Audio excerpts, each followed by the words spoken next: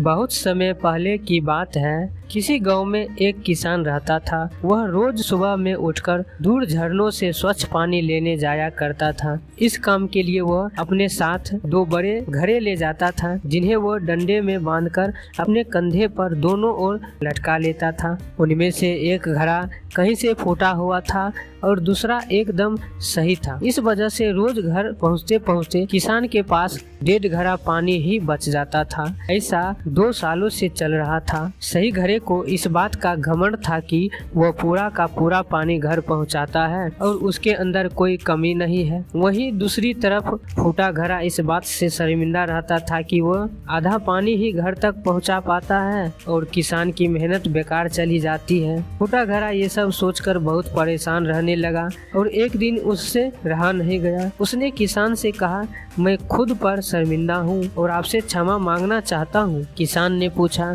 क्यों, तुम किस बात से शर्मिंदा हो? तब फूटे घड़े ने दुखी होते हुए कहा, शायद आप नहीं जानते, पर मैं एक जगह से फूटा हुआ हूँ और पिछले 2 सालों से मुझे जितना पानी घर पहुँचाना चाहिए था बस उसका आधा ही पहुँचा पाया हूँ। मेरे अंदर ये बहुत बड़ी कमी है और इस वजह से आपकी मेहनत बर्बाद होती रही है। किसान को घड़े की बात सुनकर थोड़ा दुख हुआ और वह बोला, कोई बात नहीं, मैं चाहता हूँ कि आज लौटते वक्त तुम रास्ते में पड़ने वाले सुंदर फूलों को देखो। घड़े ने वैसा ही किया। वह रास्ते भर सुंदर फूलों को देखता आया। ऐसा करने से उसकी उदासी कुछ दूर हुई, पर घर पहुँचते पहुँचते फिर उसके अंदर से आधा पानी गिर चुका था। वह मायूस हो गया और किसान से क्षमा मांगने लगा। किसान ने बोला, शायद तुमने ध्यान नहीं दिया, पूरे रास्ते में जितने भी फूल थे वो बस तुम्हारी तरफ ही थे, सही घड़े की तरफ एक भी फूल नहीं था। ऐसा इसलिए क्योंकि मैं हमेशा से तुम्हारे अंदर की कमी को जानता था और मैंने उसका लाभ उठाया। मैंने तुम्हारे तरफ वाले रास्ते पर रंग बिरंगे फूलों के बीज बो दिए थे। तुम रोज थोड़ा थोड़ा करके उन्हें सींचते रहे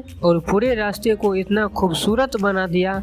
आज तुम्हारी वजह से ही मैं इन फूलों को भगवान को अर्पित कर पाता हूँ और अपना घर सुंदर बना पाता हूँ। तुम ही सोचो, अगर तुम जैसे हो वैसे नहीं होते तो भला क्या मैं ये सब कुछ कर पाता? दोस्तों, हम सभी के अंदर कोई ना कोई कमी होती है, पर यही कमियां हमें अनोखा बनाती है। यही कमियां हमें लोगों से अलग बनाती है। उस किसान की तरह हमें भी हर किसी को वो जैसा है वैसे ही स्वीकारना चाहिए और उसकी अच्छाई की तरफ ध्यान देना चाहिए। और जब हम ऐसा करेंगे तब फूटा घड़ा भी अच्छे घड़े से मूल्यवान हो जाएगा।